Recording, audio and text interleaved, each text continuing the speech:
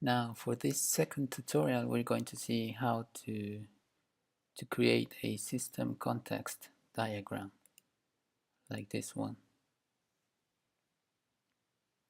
So we only got here 4 elements.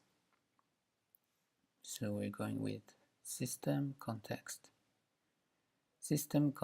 view. So we are here. Okay. Yeah, we got it here, internet banking system. Okay. Let me check. Banking. Customer. Internet banking system is already there. Mainframe and email. Mainframe and email. We updated.